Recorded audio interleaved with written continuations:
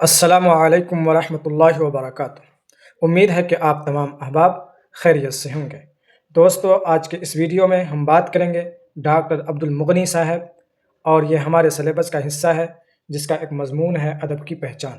ادب کی پہچان۔ تو آئیے سب سے پہلے ہم ڈاکٹر عبد المغنی صاحب کے حیات و خدمات پر بات کرتے ہیں، اس کے بعد پھر ان کا مضمون ادب کی پہچان پر بات کریں گے۔ ڈاکٹر عبد الغنی مغنی ریاست بہار کے دانشوروں اور تنقید نگاروں میں ممتاز ہیں۔ عہد حاضر میں شعر و ادب اور فکر و نظر کو وسعت اور شفافیت کے ساتھ پیش کرنے والوں اور ایک مخصوص تنقیدی اصول کو مقبول بنانے میں ڈاکٹر عبد المغنی کی خدمت کو فراموش نہیں کیا جا سکتا۔ ان کے والد مولانا عبد الرؤف ایک معروف عالم دین تھے۔ یہاں تک کہ بات مطلب یہ ہے کہ ڈاکٹر عبد المغنی صاحب جو ہے دانشور، یعنی بہت زیادہ عقلمند اور ہوشیار تنقید نگار، یعنی جو کوئی مضمون ہوتا ہے اس کی جو کمی کوتاہی کو بتاتا ہے، جس کو ناقد بھی بولا جاتا ہے، تو وہی تنقید نگار تھے۔ عہد حاضر کا مطلب ہے یعنی اس وقت کا زمانہ جو چل رہا تھا، وہ زمانہ چل رہا ہے اسی کو کیا بولتے ہیں؟ عہد حاضر۔ تو اس وقت کے زمانے میں بہت ماہر ادیب تھے۔ بہرکیف فکر و نظر کو وسعت یعنی کشادگی، وسعت مانے فکر و نظر، سوچ بچار، شفافیت یعنی صفائی، مخصوص تنقیدی اصول کو مقبول بنانے میں ڈاکٹر عبد المغنی کی خدمت کو فراموش نہیں کیا جا سکتا۔ ان کے والد مولانا عبد الرؤف ایک معروف عالم دین تھے۔ ان کا تعلق ضلع اورنگ آباد بہار سے ہے۔ ڈاکٹر عبد المغنی کی پیدائش وہیں 1934 عیسوی میں ہوئی تھی۔ ابتدائی تعلیم گھر پر ہوئی۔ آگے کی تعلیم کے لیے انہوں نے مدرسہ شمس الہدیٰ میں داخلہ لیا۔ یہاں سے انہوں نے عالم کی صنعت حاصل کی۔ مدرسہ کی تعلیم کے ساتھ انہوں نے عصری تعلیم کی طرف بھی توجہ دی اور انگریزی میں ایم اے کیا۔ ملازمت کا وقت آیا تو انگریزی کے لیکچرر کی حیثیت سے پٹنہ یونیورسٹی کے پٹنہ کالج میں ان کا تقرر ہوا۔ بعد میں ان کا تبادلہ بی این کالج میں ہو گیا، جہاں سے وہ اپنی ملازمت سے سبکدوش ہوئے، یعنی چاہے ریٹائر ہوئے یا استعفیٰ دے۔ بہرکیف پروفیسر عبد المغنی نے شعر و ادب کی متعدد اصناف کے بارے میں اپنے مطالعات پیش کیے ہیں۔ اقبال ان کا خاص موضوع رہا ہے۔ وہ تقریباً 20 کتابوں کے مصنف و مؤلف ہیں۔ زندگی اور ادب کے حوالے سے وہ ایک مخصوص تعمیری نقطہ نظر کے حامل تھے اور انہوں نے اسے کامیابی کے ساتھ اپنی تحریروں میں پیش کیا ہے۔ ان کی اہم ترین تنقیدی تالیفات میں جادہ اعتدال، نقطۂ نظر، معیار و اقدار، تشکیل جدید، اقبال اور عالمی ادب وغیرہ ہیں۔ پروفیسر عبد المغنی کی وفات پٹنہ میں 5 ستمبر 2006 عیسوی میں ہوئی۔ بہرکیف یہ ان کا مختصر حیات و خدمات ہے اور ڈیٹیلز ہے، آپ نے ان کو سنا دیکھا۔ تو آئیے اب ہم چلتے ہیں ان کا امتحان کے اکارڈنگ آپ ان کی تاریخ پیدائش یاد کر سکتے ہیں، اور ان کے جو تصنیفات ہیں یعنی جو کتابیں ہیں، یہ جو 4-5 کتابیں نام آئے ان کو آپ یاد کر سکتے ہیں۔ ان کا جو وہ تاریخ وفات ہے ان کو یاد کر سکتے ہیں آپ، ٹھیک ہے؟ یہ آپ کے امتحان میں کی جانے والے سوالات ہیں۔ دوستو، یہ پروفیسر عبد المغنی صاحب کی کیا ہے؟ مضمون ادب کی پہچان ہے۔ ادب کو جانتے سبھی لوگ ہیں مگر پہچانتے بہت کم ہیں۔ ادب پڑھنے والوں کا حلقہ روز بروز بڑھتا جا رہا ہے، لیکن ادب سمجھنے والوں کا حلقہ اسی نسبت سے گھٹتا جا رہا ہے۔ افسانہ یا رسالہ خاص کر ڈائجسٹ ہر پڑھے لکھے آدمی کے میز پر مل جائے گا، مگر ان ادبی شکلوں کی قدر شناسی اس آدمی کے لیے بہت دشوار ہے۔ چنانچہ وہ ادب کے نام سے پڑھ تو لیتا ہے بازار میں چلتی ہوئی بہت سی چیزوں کو، لیکن یہ بھی نہیں جانتا کہ ان میں کون ادب ہے اور کون نہیں، اور جو چیزیں واقعی ادب ہیں ان کے درمیان تنقیدی موازنہ اور ان کی باہمی خوبی و خامی کو سمجھنا تو اس کے لیے بالکل محال ہے۔ تنقیدی موازنہ کہتے ہیں برابری کو، یعنی مقابلہ ان کے لیے کیا ہوتا ہے؟ تنقیدی موازنہ نہیں کر پاتا۔ ان کی باہمی یعنی آپسی خوبی خامی کیا ہے، اس میں خامی ہے، خوبی، اچھائی ہے، برائی ہے، یہ وہ سمجھ نہیں پاتا، ان کے لیے بالکل محال ہوتا ہے، ناممکن۔ محال کہتے ہیں ناممکن کو۔ اس صورت حال کے نتیجے میں آج ادب اور غیر ادب خلط ملط ہو کر رہ گئے ہیں۔ یعنی اس کی وجہ سے ہوا یہ ہے کہ جو ادب نہیں وہ ادب کہلا، جو ادب ہے وہ ادب نہیں کہلا، یعنی ادب اور غیر ادب میں اتنا ملا جلا ہو گیا اب پتہ ہی نہیں چل رہا کون ادب ہے کون غیر ادب ہے، کون ادب نہیں ہے کون ادب ہے۔ اس لیے بہت ضروری ہے کہ ادب کی پہچان پر گفتگو کی جائے۔ یہاں پہنچ کر ہمیں اپنی حقیقی مشکل کا احساس ہوتا ہے۔ گرچہ ادب کی تعریف و تشریح صدیوں سے ہوتی چلی آ رہی ہے اور اس موضوع پر بے شمار کتابیں اور مضامین لکھے گئے ہیں، مگر آج تک یہ تعین کرنا دشوار ہے کہ واقعتاً ادب کیا ہے، اس کی کیا حدیں ہیں اور کیا صفتیں۔ اس سلسلے میں سب سے بڑا اور بنیادی سوال یہ ہے کہ کیا کسی زبان میں لکھی جانے والی ہر علمی تحریر ادب ہے؟ کچھ لوگوں کا خیال یہی ہے کہ فلسفہ، معاشیات، دینیات اور اخلاقیات، تاریخ اور طبعیات وغیرہ علوم و فنون میں مختلف موضوعات پر جو کچھ بھی ادبیات کے ساتھ لکھا جائے وہ ادب ہے۔ اس کا مطلب یہ ہوا کہ ادب در حقیقت ایک اسلوب، ایک طرز بیان کا نام ہے، اس کا کوئی خاص موضوع اور مواد نہیں ہے۔ چنانچہ ادب کی تاریخوں میں ادبی اسلوب میں لکھی ہوئی ہر قسم کی تحریروں کو ادب کے ذیل میں درج کیا گیا ہے۔ یہ ادب آخر کس چیز کا نام ہے؟ ادب آخر کس چیز کا نام ہے؟ تو ادب کی تعریف کرنے تو بہت پہلے ہو چکی ہیں، صدیوں سے ہوتی چلی آ رہی ہیں، لیکن ادب کا اس موضوع پر بے شمار کتابیں بھی ہیں، لیکن ادب کا موضوع ہے کیا؟ ادب کہتے کسے ہیں؟ کیا کوئی علمی مضمون لکھ دینا یہی ادبی ادب کہلاتا ہے؟ اب تک کی جو بات ہے مصنف اور مضمون نگار کے کہنے کے مطابق، اس وقت تک تو یہی نقطۂ نظر ہے، جو بھی ادبی پہلو میں جو بھی مضمون لکھ دی جائے، جو بھی چاہے علم معاشیات ہو، طبعیات ہو، یہ فلسفہ ہو، دینیات ہو، اخلاقیات، کسی بھی موضوع کو اگر ادب کے دائرے میں لا کے لکھ دیا ہے تو وہ ادبی مضمون کہلاتا ہے۔ دوسرا نقطہ نظر یہ ہے کہ ادب دراصل ایک خاص قسم کی تحریر کا نام ہے، اور ادب کا صرف ایک خاص اسلوب ہی نہیں بلکہ ایک خاص مواد بھی ہے، یعنی ادب کے خام وسائل جو بھی ہوں مگر تخلیق کی شکل میں اس کا ایک مخصوص موضوع بھی ہے اور حیت بھی۔ کہتے ہیں ادب کا ایک مخصوص موضوع ہے، یہ نہیں کہ جو کچھ بھی ہو لا کے ادب کے دائرے میں لے کے لکھ دو وہ ادبی ہو جائے گا، ایسا نہیں ہے۔ ان کا ایک موضوع بھی ہے، ان کی ایک شکل بھی ہے، حیت میں شکل و صورت بھی، بلکہ یوں کہیے کہ ادب کے کچھ خاص موضوعات اور حیتیں ہیں جن کا اظہار کچھ متعین صنفوں میں ہوتا ہے، چنانچہ جو کچھ ان صنفوں میں لکھا جائے وہی ادب ہے، اور جو کچھ ان صنفوں کے باہر ہے وہ ادب نہیں ہے، خواہ اس کے اندر کتنی ہی ادبیت پائی جائے، اس لیے کہ ادب ایک خاص شکل کا نام ہے، جیسے شاعری، ڈرامہ، ناول، افسانہ، کہ یہ ان کا خاص شکل ہے، جو اس کو لکھا جاتا ہے ادب کے دائرے میں وہ اصل ادب کہلاتا ہے۔ اس نقطۂ نظر کے بھی دو مکتب فکر ہیں، مکتب فکر یعنی دو مکتب فکر مطلب دو جماعت ہیں اس فکر کے سوچنے والے۔ ایک یہ کہ جو کچھ ادب کی مقررہ حیتوں میں لکھا جائے وہ ادب ہے، خواہ وہ جس معیار کا بھی ادب ہو۔ دوسرے یہ کہ ادب کی شکل میں نظر آنے والی ہر چیز ادب نہیں ہے۔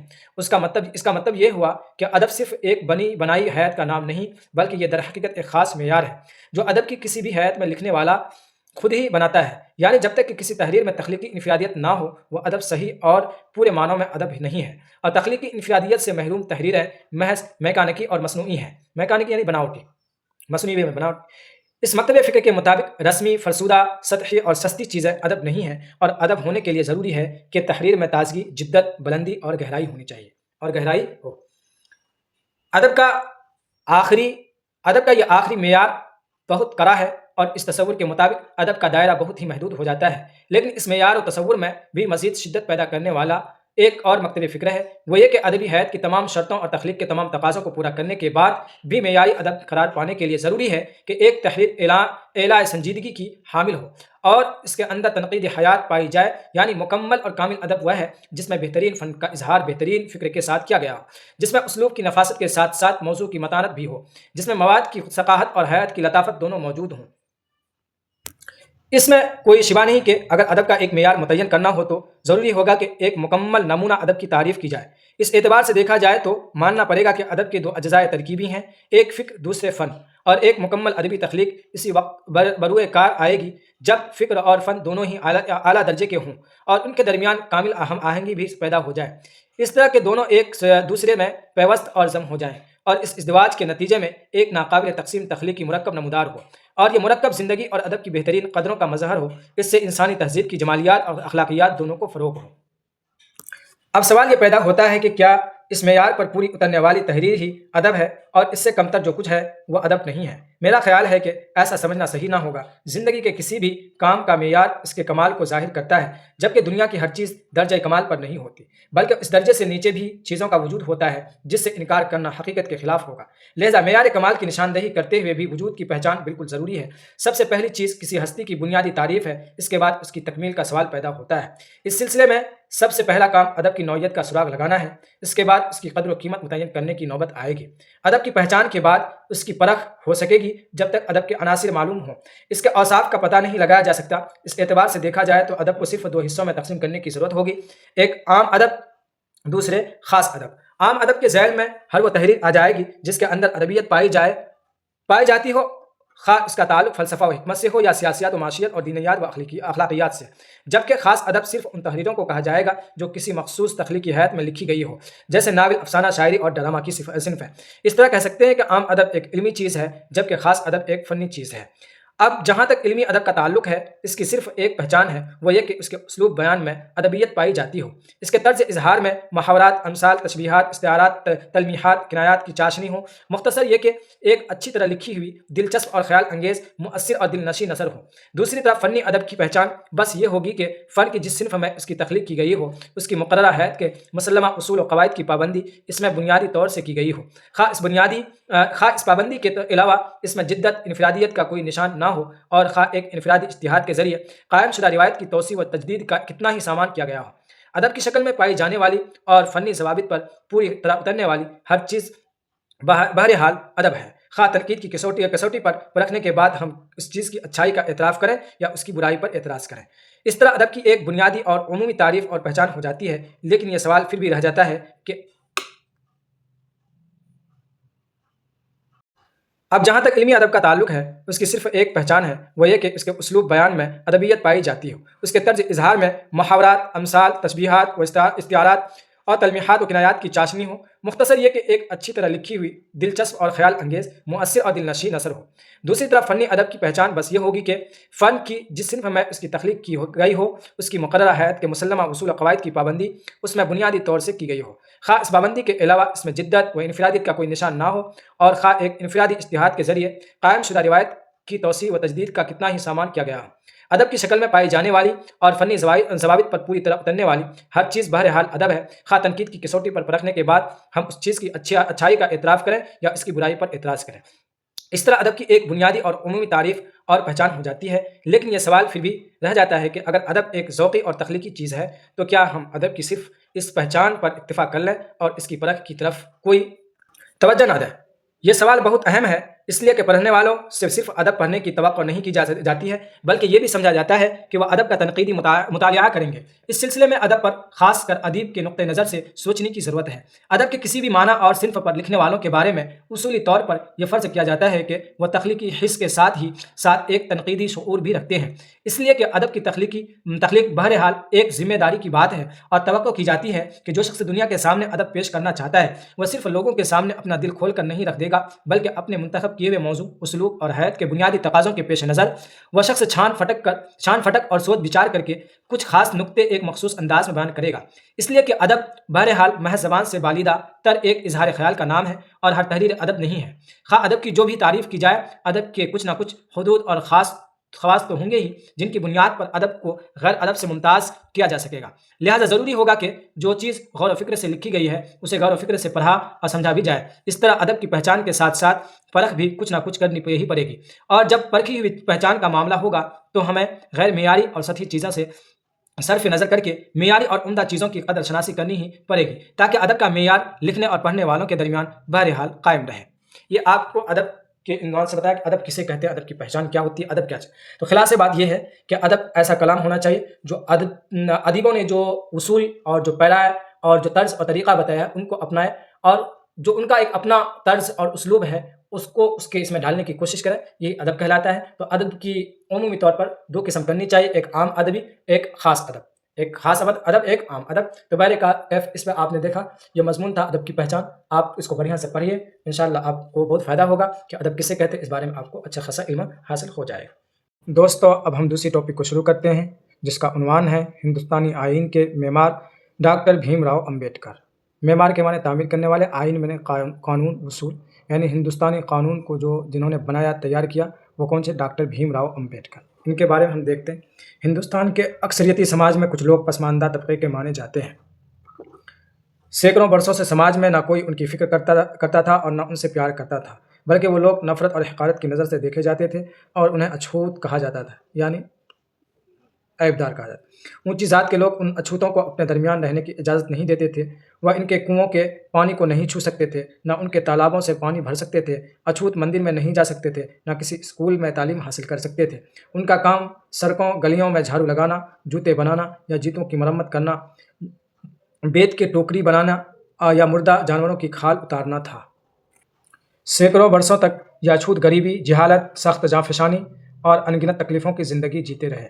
کہہ رہے ہیں کہ یہ جو اچھوت جن کو نچلی جاتی کا سمجھا جاتا تھا، چھوٹی جاتی کا سمجھا جاتا تھا، ان کو مندر میں داخل ہونے نہیں دیتا تھا، ایک بات۔ دوسری بات یہ کہ ان کے لیے کوئی عزت والی بات یا عزت والا کام یا عزت والی روزگار نہیں ہوتی تھی، بلکہ چھوٹے موٹے کام، جھاڑو واڑو لگانے کا ہے، جوتا بنانا، یہ سب کام یہ لوگ کرتے تھے بیچارے، اور اسی سے اپنی زندگی بسر کرتا تھا۔ یہ ان کو ہر طرح کی غربت، جہالت اور سخت کوشش کے ان کو کیا سامنا کرنا پڑتا تھا۔ ایسے ہی ایک اچھوت مراٹھی زبان بولنے والے مہار خاندان میں ڈاکٹر بھیم راؤ امبیڈکر 14 اپریل 1891 کو مہو سینٹرل انڈیا میں پیدا ہوئے۔ ان کے والد کا نام رام جی مالو جی سکپال اور والدہ کا نام بھیم بائی تھا۔ وہ اپنے والدین کی 14ویں اور سب سے چھوٹی اولاد تھے۔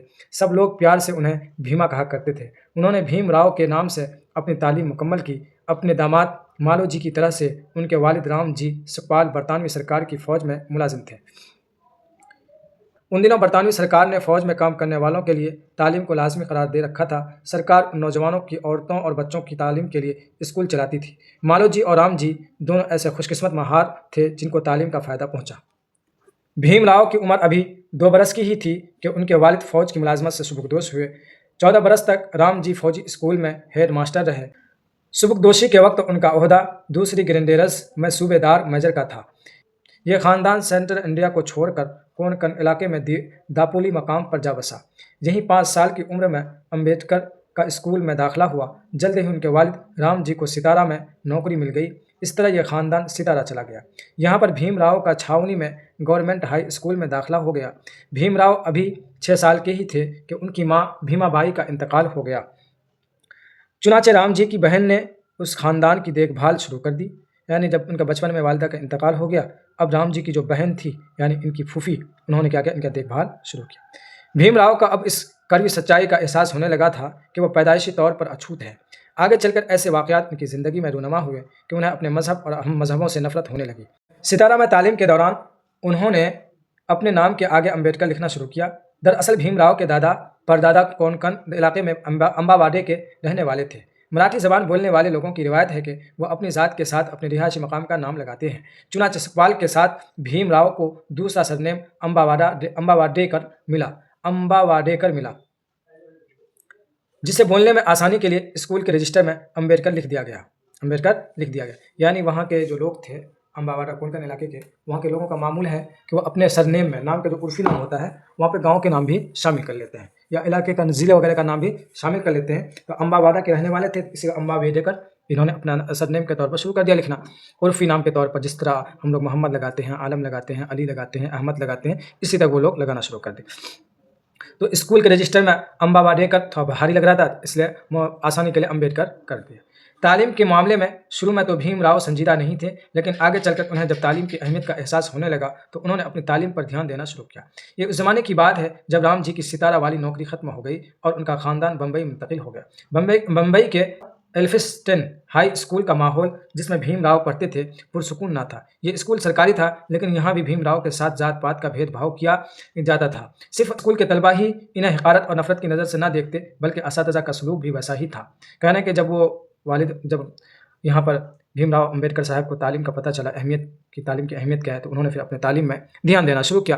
لیکن جس اسکول میں ان کا داخلہ تھا، کیونکہ رام جی کا سبکدوشی ہو چکی تھی، ستارے سے نوکری ختم ہو چکی تھی، اب یہ بمبئی آ گئے تھے، تو بمبئی کے جو سرکاری اسکول تھا ایلفسٹن ہائی اسکول، تو اس میں جو ہے بچے تو ان کے حقارت چھوٹی نگاہ سے نچلی ذات چھوت مانتے ہی تھے، ساتھ ہی ساتھ میں ٹیچرس جو اس وقت تھے، وہاں کے اساتذہ جو تھے، وہ بھی ان کو نیچی ہی نگاہ سے دیکھتے تھے۔ لیکن بھیم راؤ خاموشی کے ساتھ اپنی بے عزتی برداشت کرتے رہے۔ ان کی تعلیم جاری رہی اور انہوں نے 1908 میں میٹرک کا امتحان پاس کر لیا۔ مہار ذات والوں کے لیے یہ بڑے فخر کی بات تھی، اس لیے ان لوگوں نے اس خوشی کے اظہار کے لیے ایک جلسہ کیا اور بھیم راؤ کو مبارکباد دی۔ اس سے بھیم راؤ کی حوصلہ افزائی ہوئی۔ انہوں نے اب ایلفسٹن کالج میں داخلہ لیا اور 1912 میں اسی کالج سے BA کی ڈگری حاصل کی۔ اس کے بعد بروڈا اسٹیٹ سے تعلیمی وظیفے پر و اعلیٰ تعلیم حاصل کرنے کے لیے امریکہ چلے گئے اور کولمبیا یونیورسٹی میں داخلہ لیا۔ انہوں نے معاشیات میں اسی یونیورسٹی سے MA پاس کیا۔ اس کے بعد 1916 میں PhD کی ڈگری حاصل کی۔ اسی سال وہ انگلینڈ چلے گئے اور لندن اسکول آف اکنامکس میں داخلہ لے لیا۔ اسی کے ساتھ ہی وہ اکنامکس میں MA SC اور بیرسٹری کی تیاری کرتے رہے، لیکن 1917 میں ان کا یہ تعلیمی سلسلہ اس وقت رک گیا جب بروڈا اسٹیٹ سے ملنے والا وظیفہ جو ایک خاص خدمت کے لیے تھا بند ہو گیا۔ نتیجتاً انہیں ہندوستان واپس آ جانا پڑا۔ ہندوستان واپس آ کر انہوں نے پروفیسر آف کامرس اور اکنامکس کی حیثیت سے CD ہام کالج میں ملازمت شروع کر دی۔ اس عہدے پر 1918 سے 1920 تک وہ کام کرتے رہے۔ اس دوران انہوں نے اپنی تنخواہ کے کچھ روپیے بچا کر محفوظ کر لیے تھے اور کچھ دوسرے مخلصین نے امداد کی، جس کی بدولت وہ دوبارہ 1920 میں انگلینڈ چلے گئے اور اپنی ادھوری تعلیم پوری کی۔ انہوں نے 1921 عیسوی میں MSc اور 1923 میں DSc کی ڈگری حاصل کی اور بیرسٹری بھی پاس کر لی۔ اس کے بعد ہندوستان واپس آ گئے۔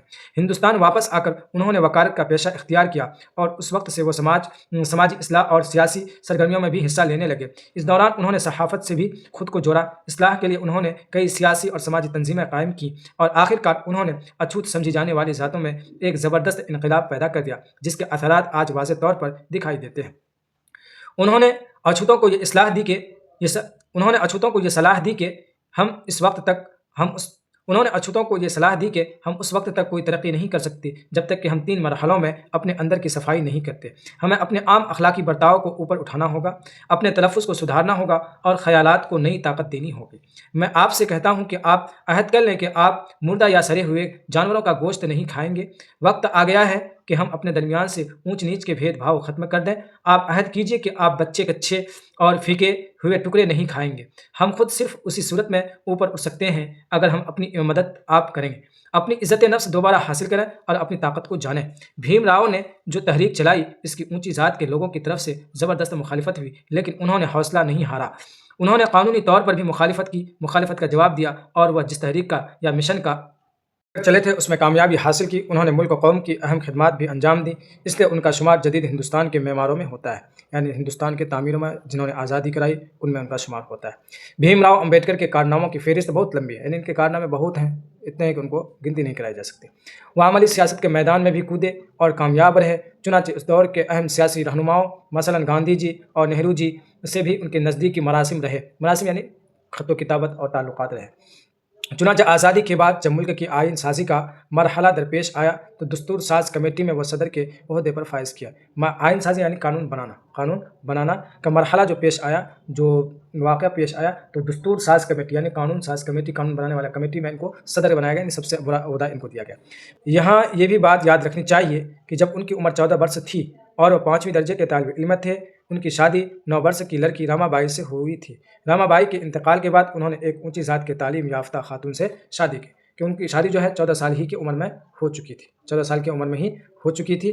और फिर उन्होंने जब उनका इंतकाल हो गया तो बाद में एक तालीम याफ्ता और ऊंची ज़ात के बिरादरी के ख़ानदान में उन्होंने क्या की, शादी की। भीमराव अम्बेडकर हिंदुस्तानी समाज में छुआछूत के रवाज से बहुत ही बरहम और बेजार थे। बहुत ही बरहम यानी तकलीफ ज़दा थे और गुस्सा था, उनको नफरत दुख था इस बात। इसलिए उन्होंने बुद्ध मज़हब कबूल कर लिया। उनके इस कदम से मुतासिर होकर दूसरे अछूत तबका के लोगों ने भी बहुत तादाद में अपना मज़हब तब्दील कर लिया और बुद्धिस्ट हो गए। आगे चलकर वह सिर्फ अछूतों के रहनुमा ही नहीं रहे बल्कि हिंदुस्तानी कौम के रहनुमा समझे जाने लगे। वह बुद्ध मज़हब के मानने वालों में भी एहतराम की नज़र से देखे जाने लगे। मजहबी तकारीब और तकारीर के सिलसिले में उन्हें उन ममालिक से भी दावतनामे मिलने लगे जहाँ बुद्धों की काफ़ी तादाद है। बहुत सारे एजाज़ात से भी नवाजे गए। हिंदुस्तान के सबसे बड़े एजाज़ भारत रत्न से भी नवाजे गए। यानी उन्होंने जो काम किया छुआछूत के तौर पर बहुत बरहम थे, गुस्सा थे, तो जिसकी वजह से उन्होंने तंग आकर के क्या किया, अपना मज़हब भी तब्दील कर लिया, यानी वो बुद्धिस्ट हो गए, बुद्ध मज़हब कबूल कर लिए। उसके इस कदम से मुतासिर होकर जो और भी निचली जाति के लोग थे उन्होंने भी अपना मज़हब तब्दील कर बुद्धिस्ट हो गए। जब बुद्धिस्ट हो गए तो बुद्धिस्ट के यहाँ इनकी कदर बहुत ज़्यादा बढ़ गई और बहुत ज़्यादा इनको इज़्ज़त दी गई, हौसला अफजाई हुई।